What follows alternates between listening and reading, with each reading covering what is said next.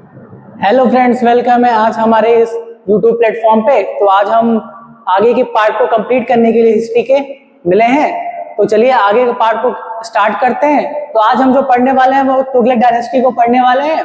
और उसमें सबसे पहले जो हम पढ़ेंगे वो पढ़ेंगे गियासुद्दीन तुगलक को, जिसकी टाइम लाइन है 1320 से 1325 तक। ठीक है, तो इसने जो फाउंडेशन रखी थी, किसकी रखी थी? तुगलकाबाद की। तुगलकाबाद की इसने फाउंडेशन रखी थी। और ये जो तुगलकाबाद है ये नया सिटी था, न्यू सिटी था दिल्ली के। तो ये आपको याद रखना है। इसके बाद क्या हुआ था, इसका जो बेटा था मोहम्मद बिन तुगलक, उन्हें 1325 में अपने फादर गियासुद्दीन तुगलक की हत्या कर देता है और वो थ्रोन पे काबिज हो जाता है। तो इसका जो टाइम पीरियड इसीलिए बहुत शॉर्ट रहता है, वो रहता है 1320 से लेके 1325 तक। तब इसके बाद हम लोग आते हैं मोहम्मद बिन तुगलक पे। मोहम्मद बिन तुगलक जो था वो एक मतलब पढ़ा लिखा शासक था। वो एक जो मतलब कहीं ना कहीं टॉलरेंट था कई चीजों को लेके, लेकिन उसने बहुत सारे एक्सपेरिमेंट किए थे उस समय के हिसाब से। लेकिन उस समय के हिसाब से जो इसके एक्सपेरिमेंट्स थे वो कहीं ना कहीं फेलियर की तरफ चले गए थे, कहीं ना कहीं वो सक्सेसफुल नहीं हो पाए थे।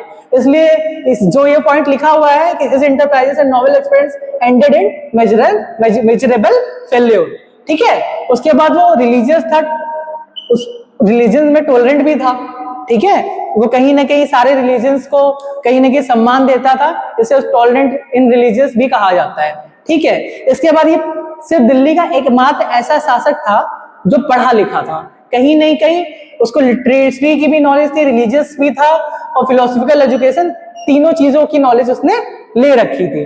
ठीक है, उसके बाद वो कहीं ना कहीं बहुत एक्सीलेंट कैलीग्राफिस्ट भी था। कैलीग्राफिस्ट का मतलब होता है कि वो specialize in the art of beautiful hand writing.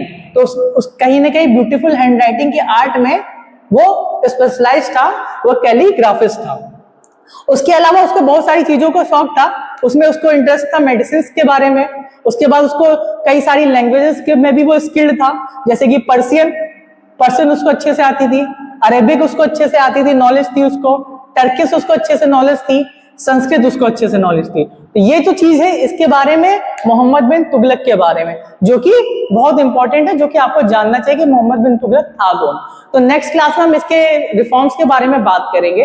बाकी आप लोग अपनी तैयारी करते रहिए, घबराइए नहीं। चाहे कोई भी एग्जाम की तैयारी कर रहे हो, चाहे एसएससी की, बैंकिंग की, यूपीएससी की, कैसे भी तैयारी कर रहे हैं, आपको घबराने की जरूरत नहीं है। बस अपनी तरफ एक तरीके से लगे रहिए, लगे रहेंगे तो कहीं ना कहीं चीजें हो जाएंगी। क्योंकि एक चींटी को भी देखे हैं, 4 बार गिरती है, 50 बार गिरती है, 1000 बार गिरती है, लेकिन कहीं ना कहीं एक बार वो जरूर ऊपर चढ़ने में कामयाब हो जाती है। इसलिए पढ़ते रहिए, निरंतरता जरूरी है, कंटिन्यूटी जरूरी है, वही आपको सफलता की ओर ले जाएगी और आपको आपके मुकाम पर पहुंचाएगी। बाकी हम लोग को सपोर्ट करते रहिए, हमारे चैनल को सपोर्ट करिए, और सपोर्ट करने के लिए हमारे चैनल को ज्यादा से ज्यादा सब्सक्राइब करिए, कमेंट करिए, लाइक करिए, अच्छा बुरा जो आए आप करिए, लेकिन करिए, यही आपसे गुजारिश रहेगी। तो मिलते हैं नेक्स्ट क्लास में। Thank you so much.